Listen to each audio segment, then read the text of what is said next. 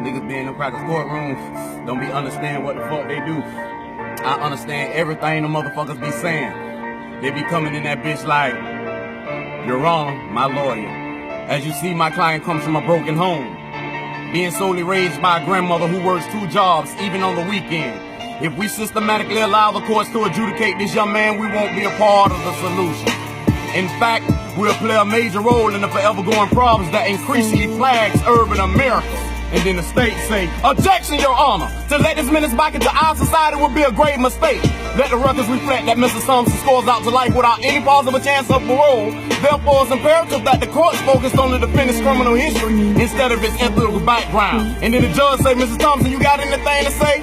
Yep, growing up without a father in my motherfucking household, I had to be a man a long time ago.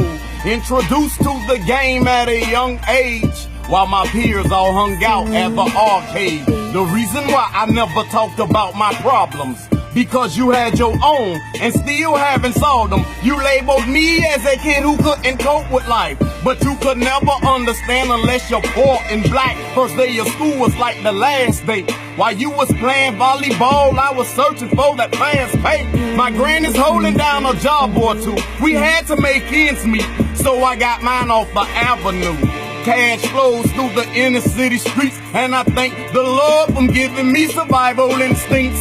Many of nights I came across somebody's child, leaving this world, gangland style. And all the while, my mind was taking mental notes. Another Negro, ghetto hero, murder she wrote. Could have been me 6 feet deep, but I'm still around on ghetto ground. Shit go down, pound for pound. I'm slinging bricks at the chain gang, and I'ma sling the motherfuckers harder until some things change. So if my past reflects on my destination, then you know I'm in a fucked up situation. And if I'm wrong from getting it the best I can, Your Honor, I'm guilty of being a man.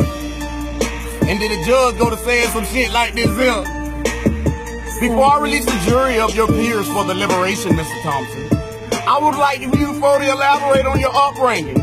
What caused such a young man of your caliber to commit such heinous crimes since the age of 9? Well, 7 kids and 7 different fucking daddies. I used to wish my mammy would have never had me. As I recall, the AFDC we received wasn't enough, and all of us had to eat. I showed no love for whoever tried to knock the hustle, and feel the same if you never really had the struggle. You motherfuckers always place the blame on my kind. When we retaliate, y'all quick to say we've lost our minds and give us time, when time is all we got. Maybe I need 3 free hot and they goddamn caught. Cause if I die in the streets or in the pen, leaving my kin with no cheese will be my only sin. I pray to God that you crackers finally understand I'm only guilty of being a motherfucking man.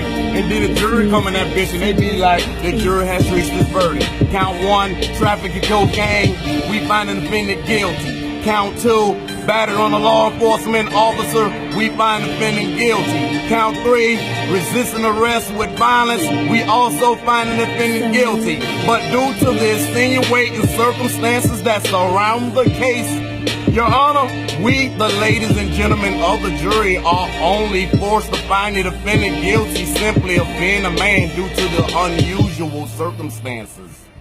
Recess, mistrial.